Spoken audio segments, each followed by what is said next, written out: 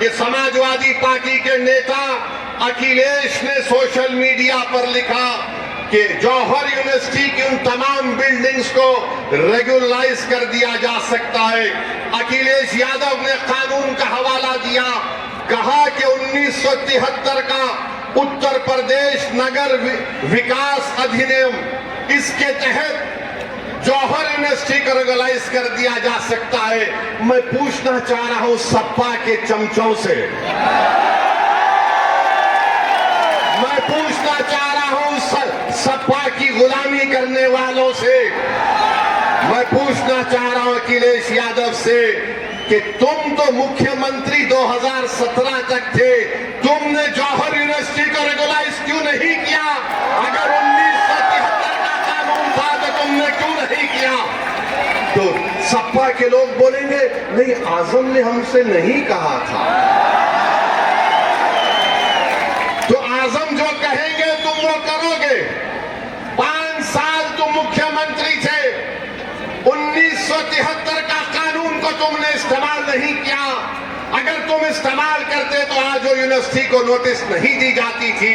मेरे भाई, ये इनका दोगलापन है, ये इनकी मुनाफिकत है कि जब मुख्यमंत्री थे तो उस बिल्डिंग को बचा सकते थे, मगर आज क्योंकि चुनाव आ रहा है, आपके वोट हासिल करने के लिए इस तरह की झूठ को आपके सामने बयान किया जा रहा है।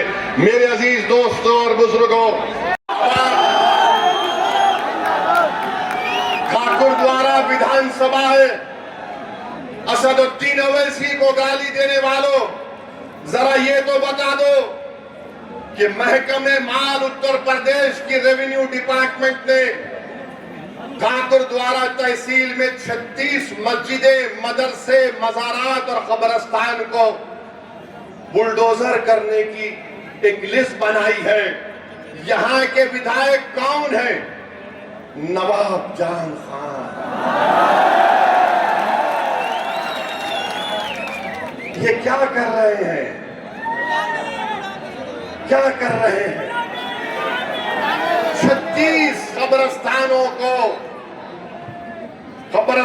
को, मस्जिद को, मज़ारात को मिसमार करने का प्रोग्राम है।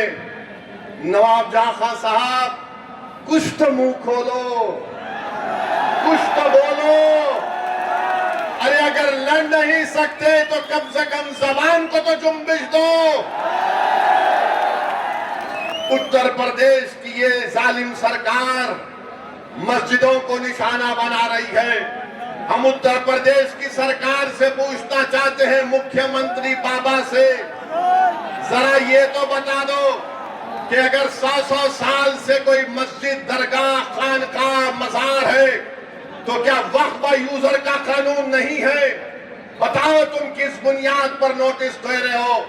क्या भारत में एडवर्स पोजीशन का कानून खत्म हो गया?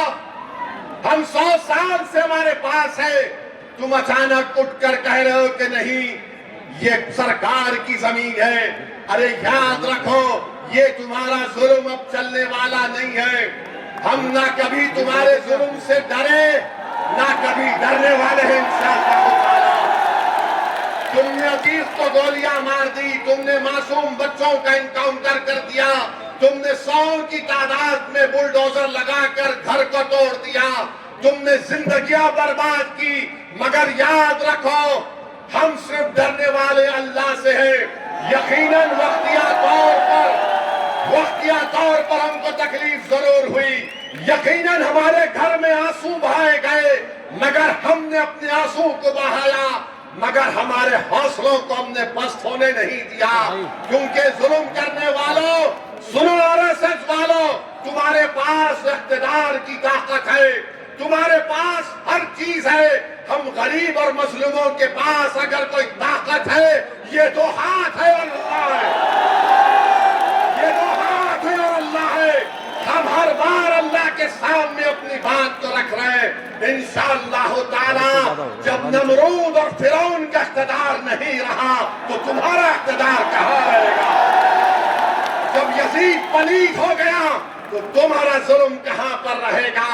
तुम जुल्म कर रहे हो, तुम संविधान के दायरे में रहकर हुकूमत नहीं करना चाहते हो।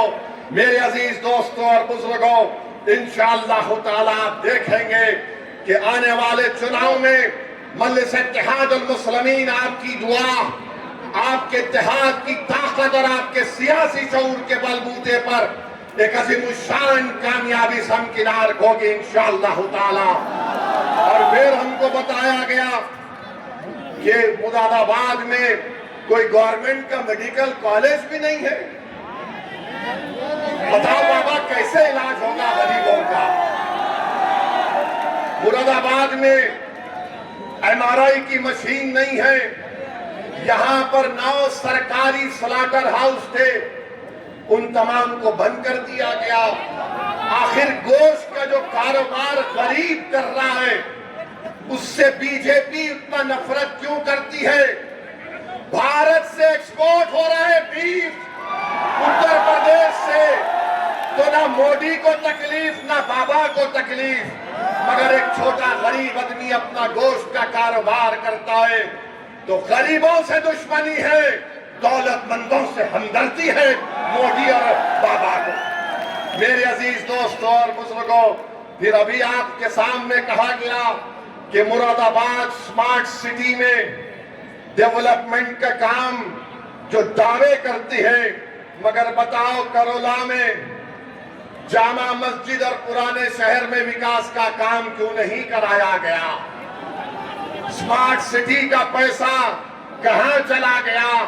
मेरे अजीज दोस्तों और बुजुर्गों, ये सच्चाई मैं आपके सामने रख रहा हूं और मैं उत्तर प्रदेश के मुख्यमंत्री से पूछ रहा हूं कि राम मंदिर में ये चोरी कैसे हुई? ये चोरी कैसे हुई? चंपक को आपने छोड़ दिया, आठ को पकड़ लिया। बताइए, आप धोखा दिया गया था आस्था आस्था कहकर। अरे असली आस्था इनकी नोट में है, पैसे में है। लूटने के लिए सब तमाम काम किया गया। आज आप देख रहे हैं कि कुदरत इन लोगों को कैसे बेनिकाब कर रही है, कैसे इनके तमाम गंदे अज़ाइम को कुदरत अवाम के सामने ला रही है। उसको छुपाने के लिए मस्जिद का मसला उठाया जाता है। अब तैयार हो जाइए, बाबा अपनी जबान से बोलेंगे 80-20 का खेल होगा। बाबा बोलेंगे 80-20 और उधर से सपा वाले बोलेंगे 20 हमारी जेब में है। हम किसी के जेब में नहीं है। हम किसी धर्म के खिलाफ थे ना कभी रहेंगे इंशाअल्लाह ताला। हमारी लड़ाई किसी धर्म के खिलाफ ना थी ना रहेगी। हमारी लड़ाई हमारी इज्जत की लड़ाई है। हमारी लड़ाई हमारे हुकूक की लड़ाई है। हमारी लड़ाई इंसाफ की लड़ाई है। हमारी लड़ाई हिस्सेदारी की लड़ाई है। अब हम दरी नहीं बिछाकर नीचे नहीं बैठना चाहते। अब हम बराबरी चाहते हैं। अगर कुर्सी होगी, अखिलेश बैठेगा कुर्सी के सामने, तो ऐसी उस कुर्सी के सामने पैर पे पैर डालकर बैठकर इंसाफ की बात करेगा। सुन लो, मैं पहले भी कह चुका हूं और आज भी कह रहा हूं, मजलिस नहीं चाहती कि दोबारा भाजपा की सरकार बने उत्तर प्रदेश में। मैं हाथ मिलाने को तैयार हूं, मैं अलायंस करने को तैयार हूं। आज वक्त है, बात कर लो। बाद में रोना नहीं, चुनाव खत्म होने के बाद। हम नहीं चाहते कि बीजेपी दोबारा सत्ता में आए। तुम कहते ना कि ओवैसी के लड़ने से हमको नुकसान हो जाता। चलो, मैं तुम्हारे साथ मिलकर लड़ने को तैयार हूं। तुम तैयार हो? ये लोग तैयार नहीं है। क्या आप तैयार हैं? क्या आप तैयार हैं? क्या पूरा मुरादाबाद तैयार है? क्या आप मजलिस का परचम थामेंगे? तो लगाओ मेरे साथ नारा, नारे तकबीर, नारे तकबीर। मजलिस के मुखालिफिन को यह भी पेट में दर्द होता कि सियासी जलसे में इसने नारे तकबीर क्यों बोला। अरे क्यों नहीं बोलेंगे, ये नारे हयात है। ये नारा बुलंद करने से हमारा ईमान ताजा होता है। अगर हम अल्लाह को अकबर नहीं कहेंगे तो किसको कहेंगे बोलो। जुदा हो दीन से जो सियासत तो रह जाती है चंगेजी। तुम क्या भूल गए, हर बार में नारा क्यों लगाते। सुनो, ये नारा लगता था, आजादी की लड़ाई में भी लगता था। अंग्रेजों की लाठियां खाते थे और नारे तकबीर अल्लाह अकबर का नारा बुलंद करते थे। गोलियां खाते थे, जय हिंद का नारा बुलंद करते थे। अब बताओ इसमें क्या तकलीफ दे बात है। बहरहाल मेरे अजीज, जो कुछ दिल्ली में हुआ मैं इसका कंडेम करता हूं कि 4 बच्चों पर मोदी के हुक्म पर पेलेट गन चलाई गई, जिसमें एक बच्चे का नाम शेख इरशाद मंसूरी भी था, जो जबलपुर मध्य प्रदेश का, जिसने बीएससी और एमबीए की तालीम हासिल की। उस पर पेलेट गन की गोलियां चलाई गई, 12 बोर। और वो उस बच्चे से मुलाकात केंद्र के मंत्री नड्डा साहब जाकर मिले। उस शेख इरशाद मंसूरी से जब नड्डा साहब ने पूछा कि तुम वहां क्यों गए थे, तुम वहां क्यों गए थे, तुम यहां पर क्यों आए, लोग पूछेंगे तुमको। आप यहां पर आए तो बाज लोग पूछेंगे चमचे सप्पा के, तुम क्यों गए। तो इरशाद मंसूरी ने जो जवाब दिया उसको अपने जहन नशीन कर लीजिए। शेख इरशाद मंसूरी ने मोदी के मंत्री से कहा, शिक्षा का मसला था, नाइंसाफी हो रही थी, नाइंसाफी के खिलाफ मैं गया था। तो मेरे भाई, मगर उस बच्चे को पेलेट गन से छर्रे निकलते हैं, 12 बोर जो आरएफ के पास थी। उस बच्चे की आंख में, जिस्म में गोली लगी। एक 19 साल का बच्चा है साहिल, एक 32 साल की खातून है, एक 28 साल का अंग्रेजी आउटलुक मैगजीन के सहाफी हैं। इनको पेलेट गन से मारा गया। मेरे अजीज दोस्तों और बुजुर्गों, हम हुकूमत से मुतालबा करते हैं कि जिसने आर्डर दिया पेलेट गन चलाने का, उसके खिलाफ एक्शन लेना चाहिए। मगर मेरे भाई, क्या आप जानते हैं कि 2016 और 2019 तक कश्मीर में यही पेलेट गन से 140 लोगों को गोली चलाई गई। पेलेट गन से 140 अंधे हो गए, नाबीना हो गए। 140, 14,000 लोगों पर कश्मीर में आंख में गोली लगी। अब आप बताइए, उसमें 19 महीने की बेटी थी हमारी, उसका नाम हिबा था। यहां 4 को मारा गया। हम मजम्मत करते हैं, कश्मीर में 140 लोग नाबीना हो गए, हम उसकी भी मजम्मत करते हैं। बच्चों पर, बच्चियों पर लाठियां बरसाई गई, लाठियों में कीले लगे हुए थे, सर पर मारकर सर फोड़ा गया, हाथ और पैर तोड़ दिया गया। हम उनको भी मजम्मत करते हैं, उनसे इज़हार हमदर्दी करते हैं।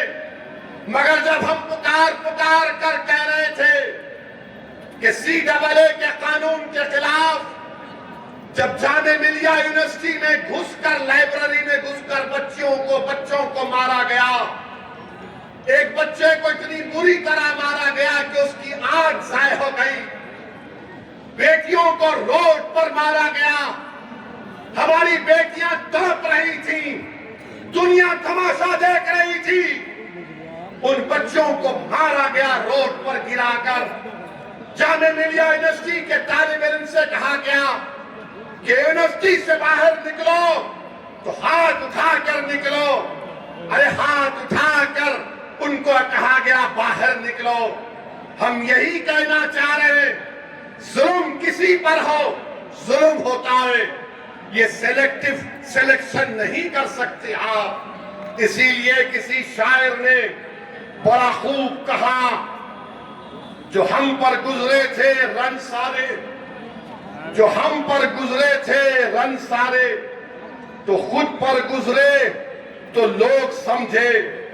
जब अपनी मोहब्बतों की अजाब छुपे, जब अपनी मोहब्बतों के अजाब झेले तो लोग समझे।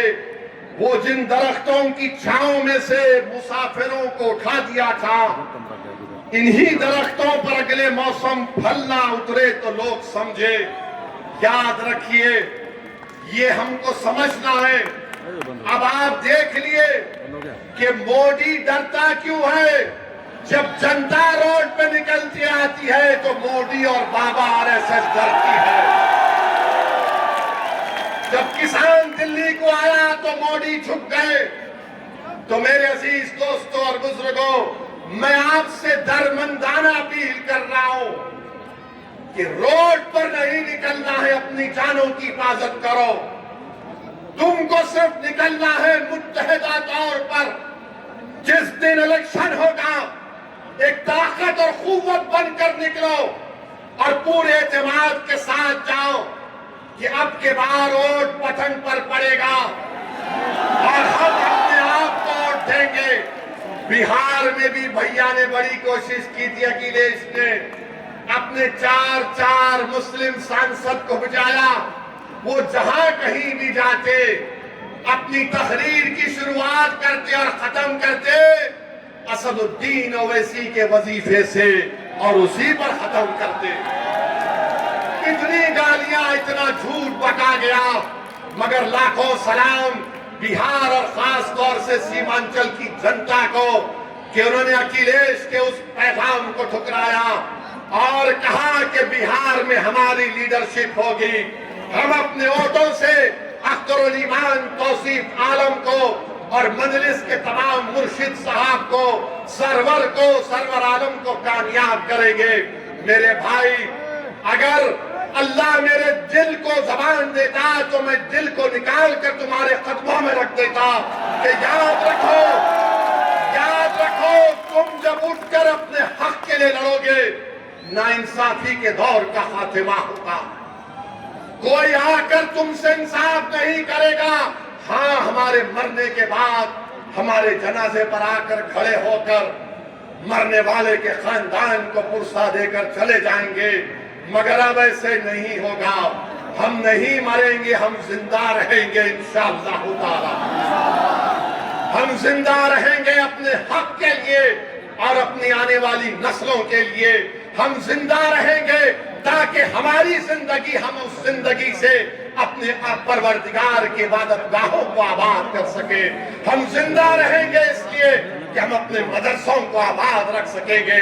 हम जिंदा इसलिए रहेंगे ताकि हमारी बेटियों को तालीम के जेवर से आरास्ता किया जाए।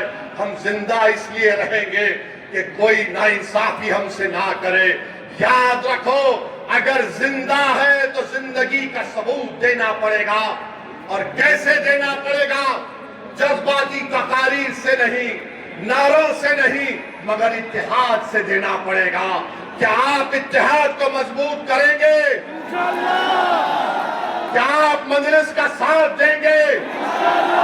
मेरे भाई, ये नौजवानों, ये लड़ाई तुम्हारे मुस्तकबिल की है। मैं यहाँ पर नेता बनने के लिए नहीं आया हूँ और अल्लाह मेरे दिल का हाल जानने वाला है।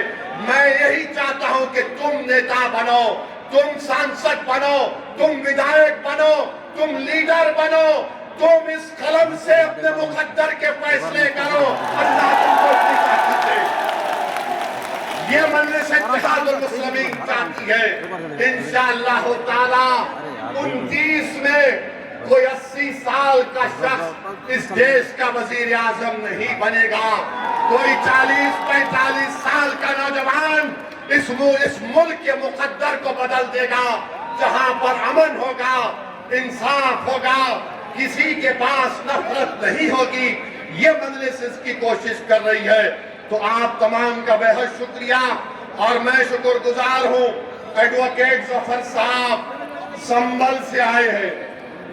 ये वो आदमी है जिसने अल्लाह के घर की हिफाजत के लिए जेल को जाना पसंद किया, जालिम से समझौता करने की पसंद नहीं किया। हम जफर साहब का शुक्रिया अदा करते हैं और साथ ही साथ हमारे इरफान चौधरी, दानिश चौधरी जो शामली से आए हैं, बिलाल चौधरी, नाजिम साहब, नदीम जो अलीगढ़ से, शादाब अलीगढ़ से, अफजल अलीगढ़ से और फैज अलीगढ़ से आए हैं। तो मेरे भाई, आपने एक बात को भी देखा होगा कि उस जंतर मंतर पर ऐसा मंत्र पढ़ा जा रहा था कि हैदराबाद और मुंबई में ये जो बच्चे मीम्स बना रहे थे, मैं तौबा ही कर सकता हूं।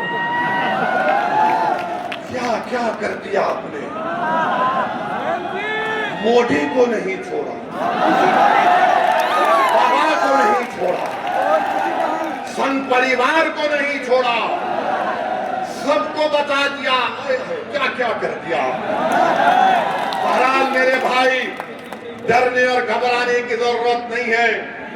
अपने इत्तेहाद को मजबूत रखिए, जिंदगियों को बचाइए, जालिम की साजिश का शिकार मत होइए। हम डर करोट नहीं डालेंगे, हम बेखौफ होकर उम्मीद की बुनियाद पर मजलिस को कामयाब करेंगे इंशाअल्लाह ताला। मजबूरी के नाम पर आपने दूसरी पार्टी को वोट दिया, अब मजबूरी के नाम पर नहीं, अब बहादुरी के नाम पर वोट पड़ेगा इंशाअल्लाह ताला। आप तमाम का बेहद शुक्रिया कि आज आप यहाँ पर आए। मैं पुलिस प्रशासन का और उनका भी तमाम का शुक्रगुजार हूँ। लाइट नहीं थी, हमको लाइट की जरूरत नहीं है।